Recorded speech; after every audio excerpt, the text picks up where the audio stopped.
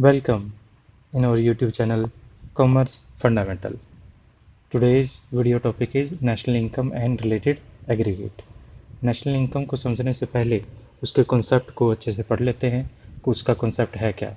Concept of national income की अगर बात कहें, national income the sum total of factory income. जितने भी फैक्टर हैं हमारे लैंड लेबर कैपिटल एंटरप्रेन्योर है, उनकी टोटल इनकम कर दें जो अर्न किए गए हैं नॉर्मल रेजिडेंट ने एक कंट्री के और एक अकाउंटिंग पीरियड में, उसी को हम नेशनल इनकम कहेंगे।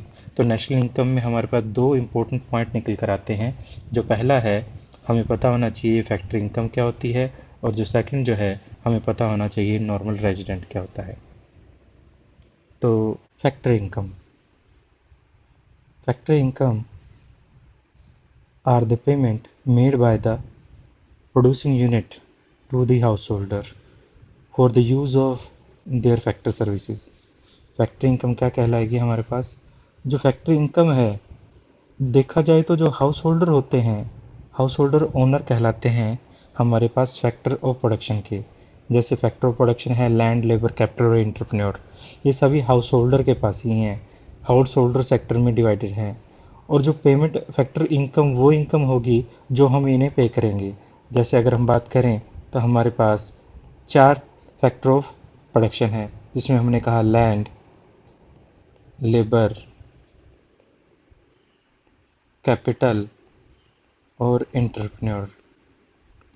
लैंड पर हम देंगे रेंट, लेबर को हम देंगे वेजेस, कैपिटल पर हम देंगे इंटरेस्ट और एंटरप्रेन्योर को हम देंगे प्रॉफिट।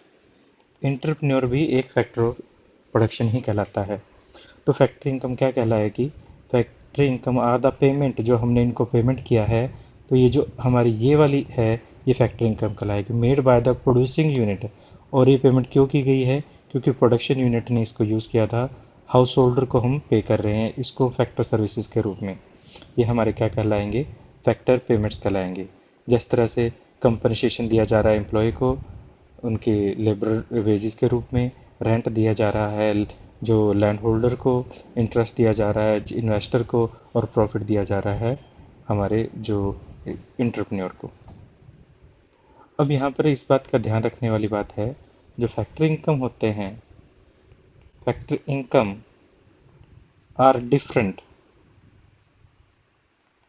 देन हमारे पास ट्रांसफर इनकम। ट्रांसफर इनकम क्या होती है? जब हम फैक्ट्री इनकम की बात करते हैं तो ट्रांसफर इनकम इससे काफ़ी अलग होती है।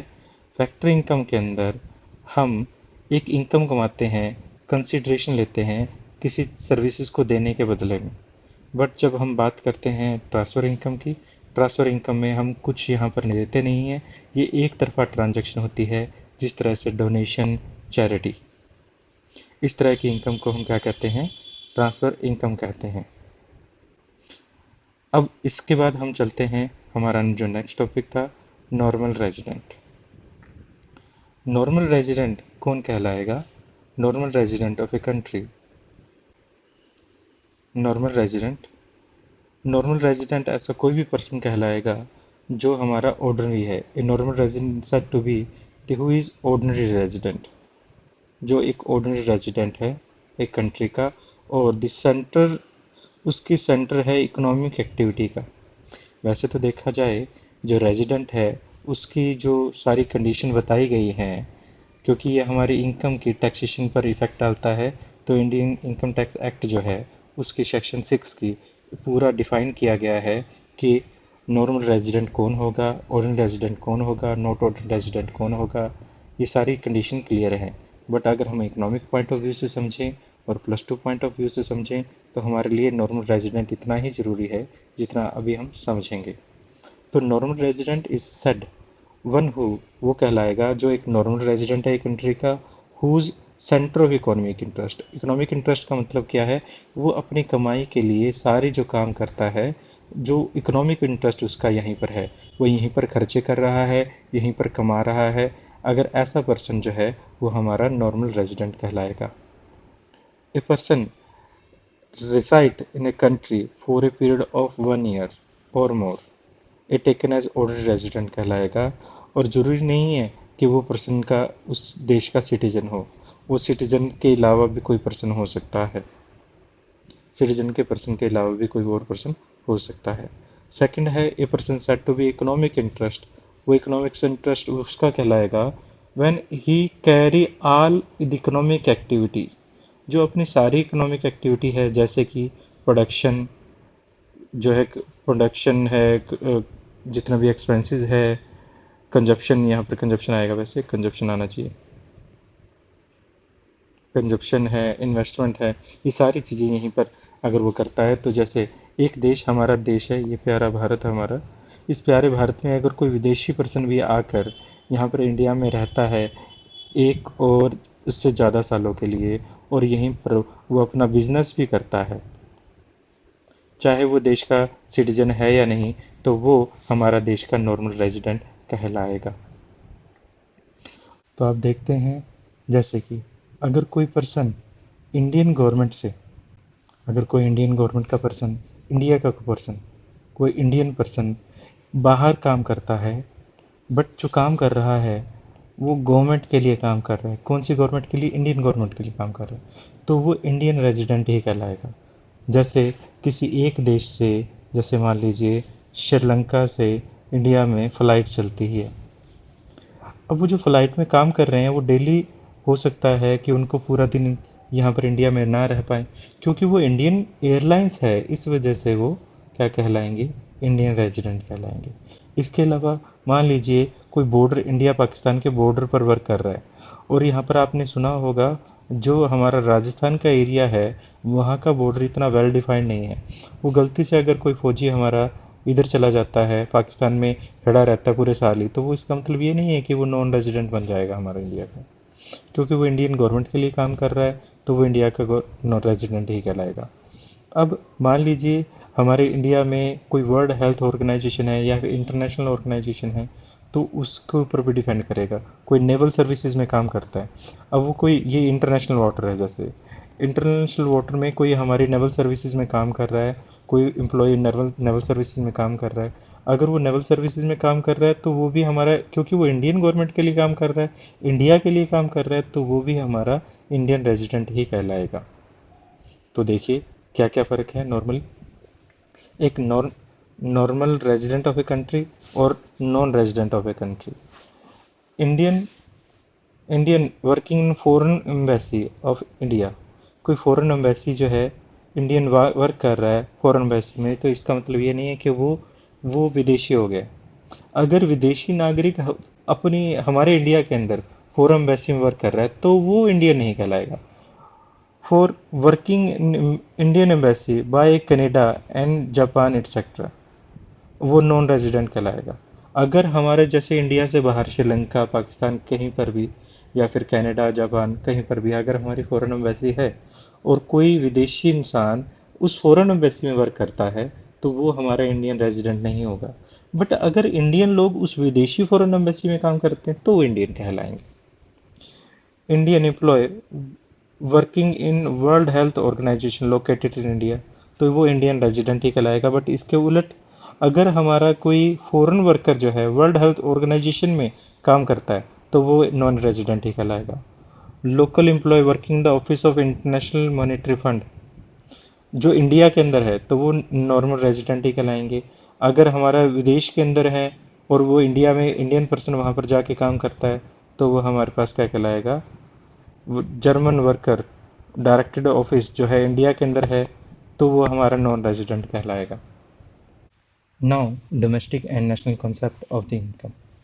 डोमेस्टिक और नेशनल कंसेप्ट में समझने से पहले आपको पता ही होगा, ये है हमारा इंडिया, और ये बाकी जितना भी रह जाता है इंडिया के अलावा वो the rest of the world कहलाएगा।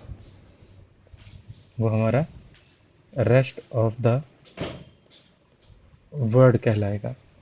अब हमारे इंडिया के लोग, इंडिया के जो हमारे एम्प्लॉयज़ हैं, हमारे जो रेंट लैंड है, रेंट यूज़ करेंगे, या फिर हम कैपिटल यूज़ करेंगे, उस पर इंटरेस्ट जो आएगा, और हमारा जो प्रॉफिट, इंटरप्रेन्योर जो प्रॉफिट कमाएंगे।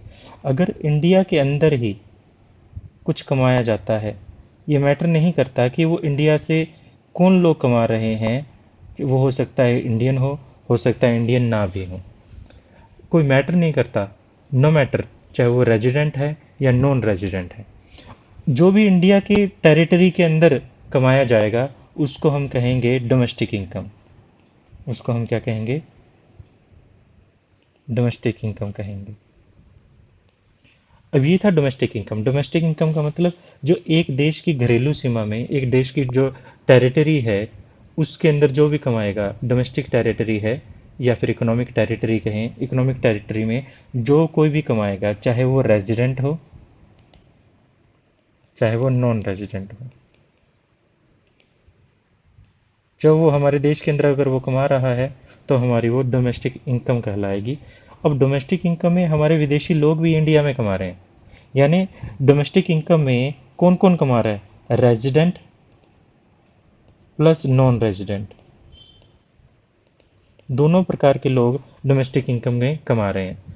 अब हम नेशनल कॉन्सेप्ट की बात करते हैं। नेशनल कॉन्सेप्ट का मतलब है, नेशनल इनकम का मतलब है एक देश की इनकम पूरी दुनिया से, उस देश के रिसोर्सेज, यानी हमारे इंडिया के रिसोर्सेज। जब इंडिया के रिसोर्सेज पूरी दुनिया से जो पैसा कमाएंगे, इंडिया के रिसोर्सेज पूरी दुनिया से जो पैसा कमाएंगे, सिर्फ और सिर्फ रेजिडेंट हमारे इंडिया के लोग चाहे वो देश में पैसा कमाएंगे, उसको हम क्या कह देंगे?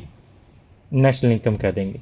यानी कह सकते हैं इनकम फ्रॉम अ रेजिडेंट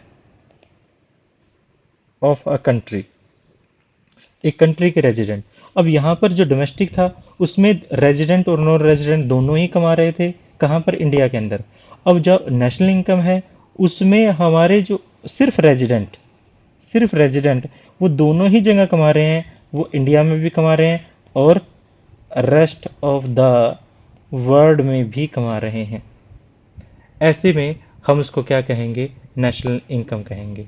अब नेशनल इनकम करने से पहले और पूरी तरह से समझने से पहले आपको डोमेस्टिक टेरिटरी का मतलब पता होना चाहिए। या इसका मतलब ये नहीं है कि हमारा अगर इंडियन कोई पर्सन यहाँ पर खड़ा है तो वो इंडिया से बाहर हो जाता है। तो इसको समझने के लिए हम एक बार समझ लेते हैं क्या? Domestic territory of a country. Domestic territory जो है, अब आप ये देख रहे हैं, ये हमारा प्यारा भारत है। भारत में डोमेस्टिक टेरिटरी, इकोनॉमिक टेरिटरी भी कह सकते हैं, इधर geographical territory of administrated by a government which is within person goods and services circulate। यानी ऐसी टेरिटरी है जहां पर गुड्स एंड सर्विसेज आसानी से क्या कर सकती है? वो सर्कुलेट हो सकती है। अब जब मैं बात करता हूँ इकोनॉमिक टेरिटरी की, इकोनॉमिक टेरिटरी का मतलब यहाँ पर है एक देश की, यानी वो जो सीमा, घरेलू सीमा, वो घरेलू सीमा जिसके अंदर पर्सन कमाएगा। अब ये हमारा प्यारा भारत है। जब हम बात करते हैं डोमेस्टिक टेरिटरी की तो इंडियन वाटर भी आता है यहाँ पर, ये इंडियन वाटर है। इंडियन लैंड भी आती है, ये लैंड मास है, इसको लैंड मास कहते हैं।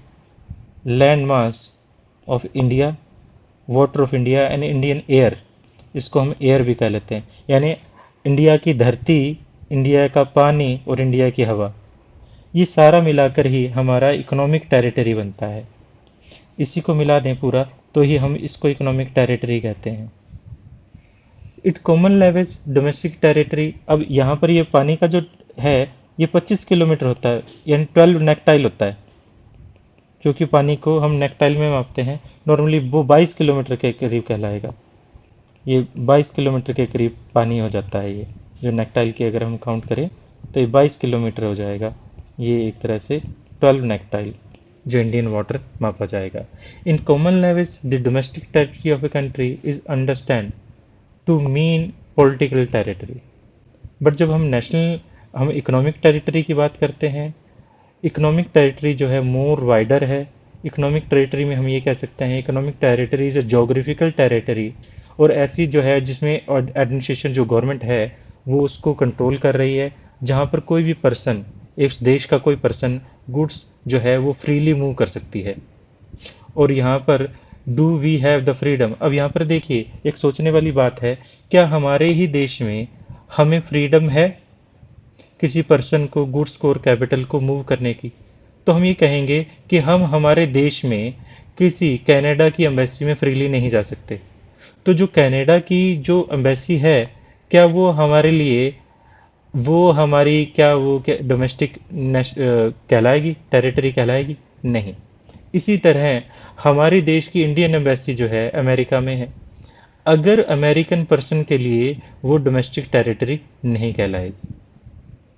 तो अब आप नेशनल इनकम को समझने के लिए कुछ बेसिक कॉन्सेप्ट समझ सके हैं। हम आगे इसका कंटिन्यू जो लेक्चर होगा उसको ज़रूर देखिएगा। जब तक के लिए थैंक यू। हमारे चैनल से जुड़े रहें, चैनल को सब्सक्राइब करें, बेल आइकन को प्रेस करें और फिर मिलते हैं किसी और वीडियो में। जब तक के लिए धन्यवाद।